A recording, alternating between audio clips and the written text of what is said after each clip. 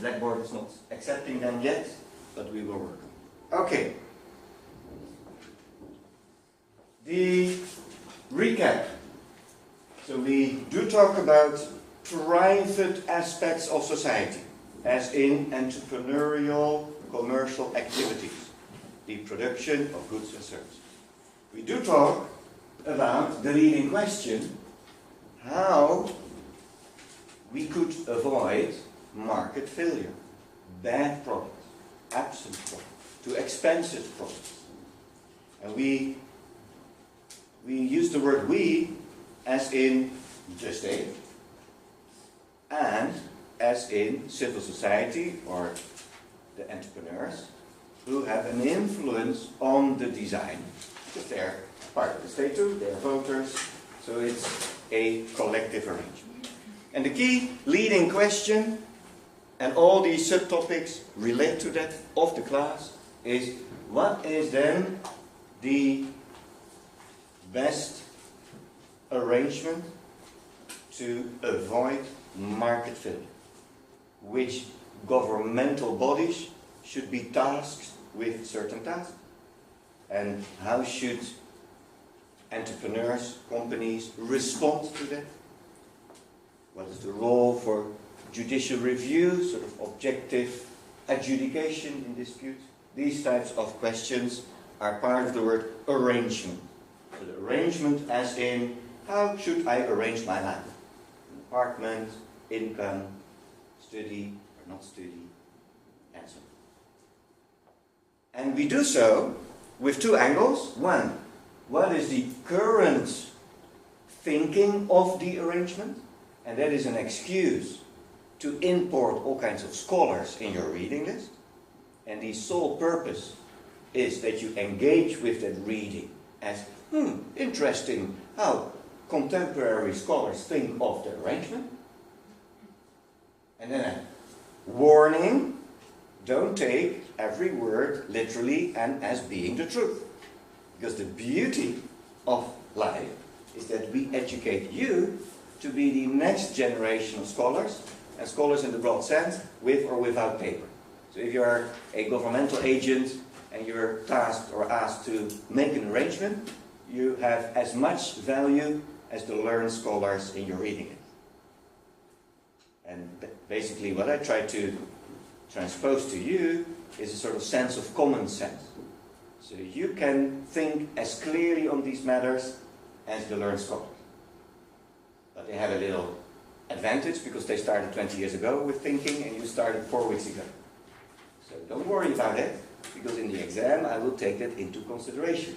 That you're only thinking for 9 weeks on the arrangement and not as if you did so for 20 years.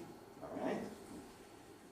The intermezzo of the professions is even further boiling it down. So what do we talk about?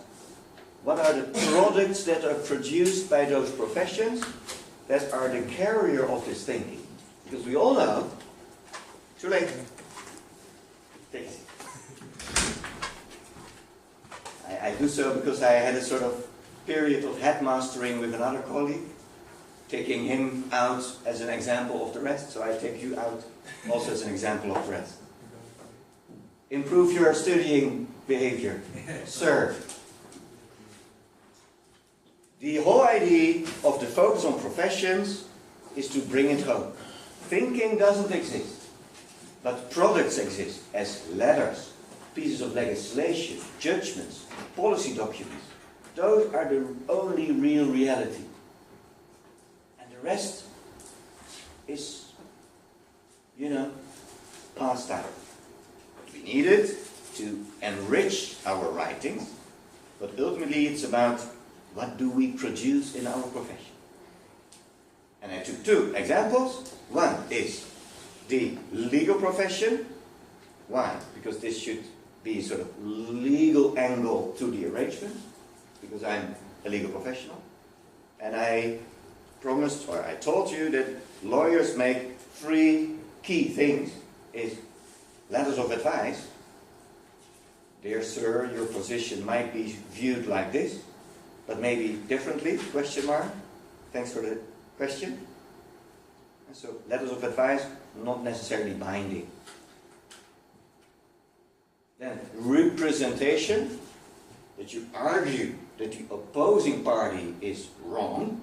So dear sir, you're wrong because of the following reason.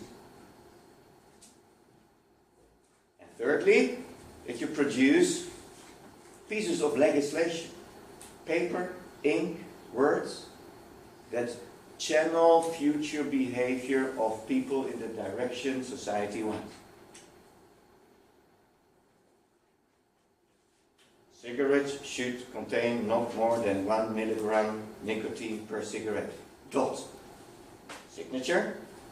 And that's then the legal product we talk about. And then it's binding or judgment. Dear company, Microsoft Incorporated, you infringed market behavior rules, as in competition rules. So you dominated unjustified the market. You kicked out all the competition, making us slaves of Windows and Word and PowerPoint and so forth.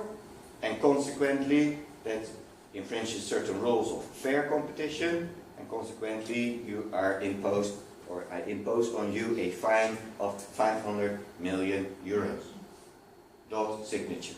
And then the consequence of the piece of paper, the legal product, is that they have to pay. Lastly, the profession of the safety security manager, you, potentially, is a advice how the content of this 1 milligram should look like. Because you do a study on health, and you investigate what are the effects of nicotine, and you collect all kinds of experts' opinions, and then ultimately you figure out, well, it should be 0.8 milligram nicotine, because evidence show that the 1 milligram is already too much. And then you influence the decision-making process, and then ultimately the legislator changes the 1 milligram and 0.8 milligram because of your little assignment, your professional work. Or you work in companies where industrial safety is at stake. And then you're trained to write a document that helps the boss, the owner of the company, to make sure that industrial safety, in the broader sense of the word, is taken care of. Okay, that is the reason and the goal of this implement. Then we looked at a big theory, so that we place everything in a sort of life cycle setting, and then we had already two substantive topics. That is the rowing and steering. That is in the heart of the arrangement. That is the question, is the state producing goods and services, rowing, or is the state not best equipped to provide for education and transportation and health, and should private parties do so because they're more eager to bring quality and so forth, and then the state should just steer. And then we sort of push the pause button, and we say currently almost all states have the arrangement that the state steers and that the companies run. So then we look at the reality. We have this sort of theory, and we look at the reality. The reality is states think they should steer, and companies they should run. It's sort of the status quo. Maybe when you're a professional you change it, but that is the current status quo. And one of the reading of today was describing that that is also spreading across the globe. That is not just an invention of OECD countries, rich countries, but that because of the global village and the proliferation of, let's say, international trade and the interdependency of the production of goods and services, and if you think of how your iPhone is made, and then you realize how much sort of different states are involved, and then the whole idea is that, well, if a certain corner of the globe is having the division steering and rowing, then other parts of the globe should also do that way. It's sort of the track the development. And the umbrella term of such a steering state is a regulatory state. So the regulatory state as a word does not mean more or less than the description of the status quo, that is a steering state. And the word reveals how it steers, namely with regulation. And regulation is a piece of paper with rules for goods and services and market behavior, rules for the authorities, the inspectorates, rules for sanctions, rules for judicial review. So basically, the public choice, and you need all kinds of rules and arrangements. So you need a rule to establish a court, and then you need a rule to tell the court how it should take a procedure or do a procedure. And rules are created by regulation, so regulatory state steers the market with an eye on market failure through rules. Nothing more, nothing less.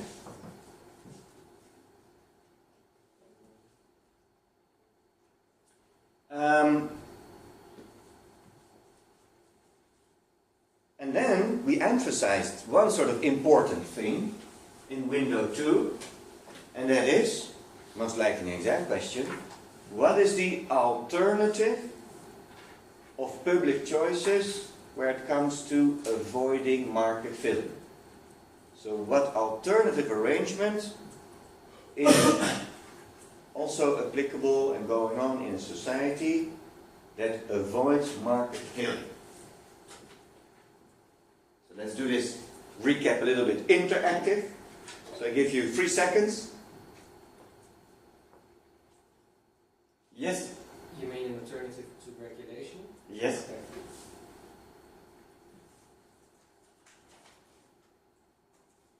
So what was the sort of hidden story behind this talk about state and regulatory state and steering? Competition between the providers. Yes. And then, so how do you, or who is then avoiding market failure?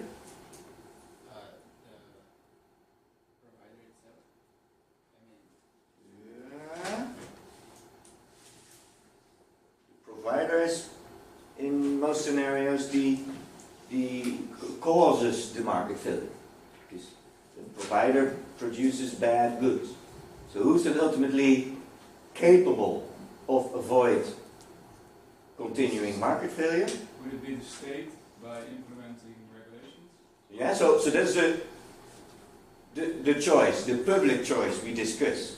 We try to design, because you can get a job in the state, so it makes sense to study that. And then it is the non-state option, the consumer. And so the private choice. Neighbor, explain how that works. So how can consumers avoid market failure? And it's a little bit a trick question, because it's sort of the answer. Very important. Yes? By not purchasing a product? By not purchasing the bad product. I repeat, the private choice is avoid market failure by not purchasing bad product. As simple as that. Beautiful, isn't it?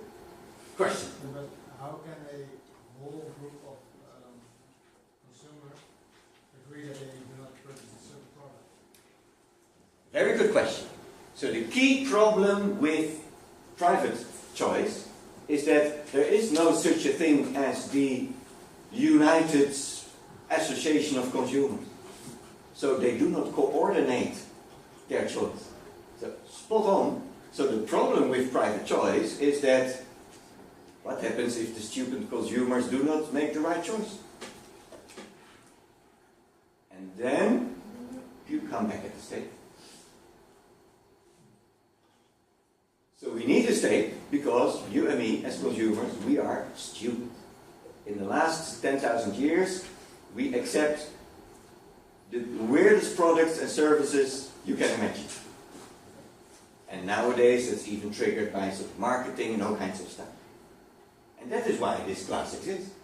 Because private choice is not powerful enough to avoid market failure. You get it? Yes? So, but you could argue that in real life, these companies who have a monopoly on a certain product, that they are aware of this and they keep up a certain degree of quality, and they keep up a certain acceptable price to sustain their monopoly, right? So how would you combat that? So the question is, companies are smart. Yeah. So they got this class too. And they know about the stupid consumers, and they know that an average state is lousily arranged until everybody takes this class.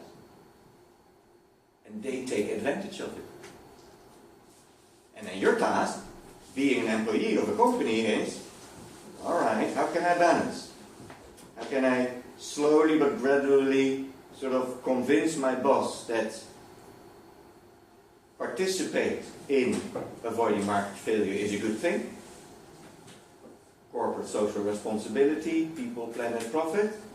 But ultimately, you don't want that your competitor is not being that nice and outsmarting you, and then you go bankrupt and you're unemployed at home. And that is why the United Association of Consumers, also called the Population of a State, establishes a state and have a public choice answer to that type of behavior. Could you perhaps give us an example of this sort of situation? Yeah. So, where it comes to misuse of a powerful position of a company, Microsoft, the Dutch railway services, Duo, the state develops a rule. Companies may not misuse their market power. So they are under supervision, and their activities are then reviewed by a regulator. And that's the example. And then, how do you do that? That's the leading question of the class. How do you control those companies? Because we just want to steer. Because 100% control is that the company says, here, do it yourself. I don't want to get out of bed if you're on my neck 24/7. And we need the products and goods. Goods and services. And so it's not that we hate companies, we love them.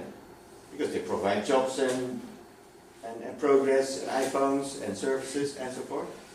That's the beauty. We love cigarettes. But hey, maybe not those who instantly kill you. So we reduce it to 1 milligram per nicotine per cigarette, so that the killing takes 60 years. Okay, that's a sort of compromise. Or we could say 0 nicotine. But then the fun is less with smoking, isn't it? So that is what I call, what is the appropriate arrangement? To on the one side avoid market failure, and on the other side make sure that there is rowing going on in your economy, in your society. Otherwise, you know, we did not adopt a sort of Nepalese monk concept of society. And so that's an alternative approach. Let's abolish goods and services and move into a monastery and pray the whole day. That's also a solution. There's no market failure in the Himalaya monasteries. But hey, look at us. Clothes and iPods, traveling, and so on. Alright. And then responsive regulation is a sort of dominant theory that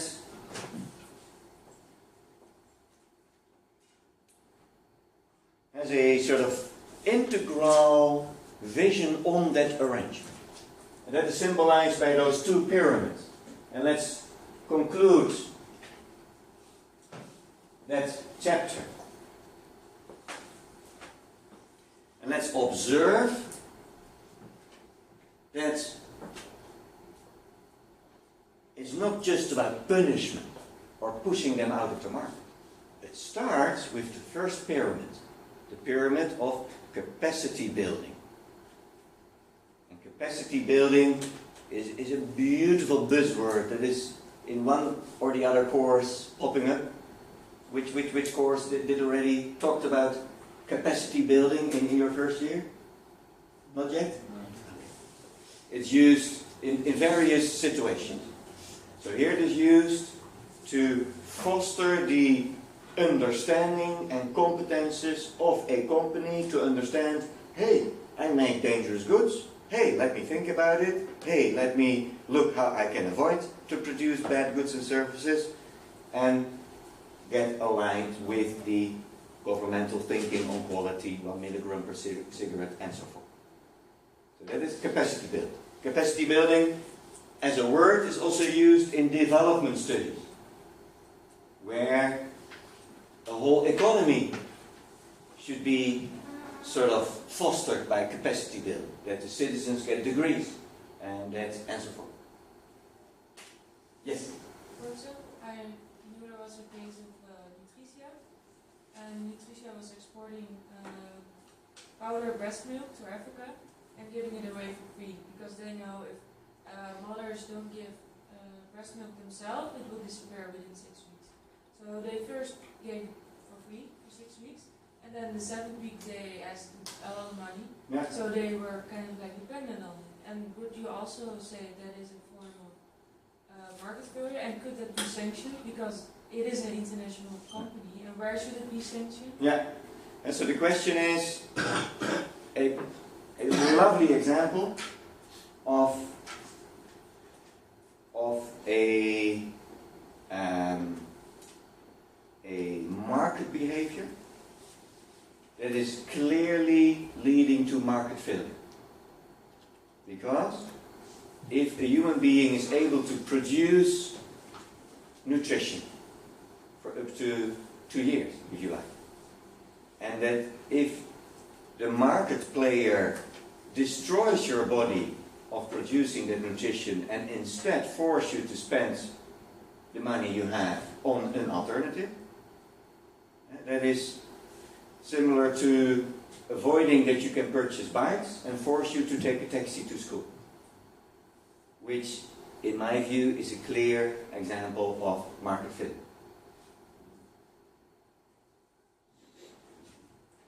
The arrangement of regulation of market failure is not complete. So in this particular case, there are not yet clear-cut rules like we have with cigarettes. And also with cigarettes, it took a couple of decades, maybe I should say, it took us 300 years to acknowledge that smoking kills. So my father, being in a school class, had a teacher who was smoking. So 2 decades ago, doctors were smoking in the hospital while fixing, open heart surgery. We cannot imagine that was the case. But that was normal practice. So when it comes to this breast milk Nutricia case, that's a nice example to write a bachelor thesis on, that with the question, hey, where's the obvious rule? And this is also a painful example, because it pushes us on the reality that big companies have a big finger in the state and influence what regulation is made and what regulation is not made.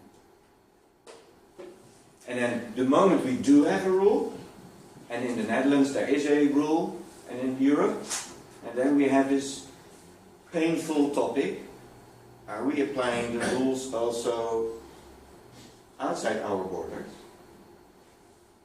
And that's another class, and the painful answer is mostly not.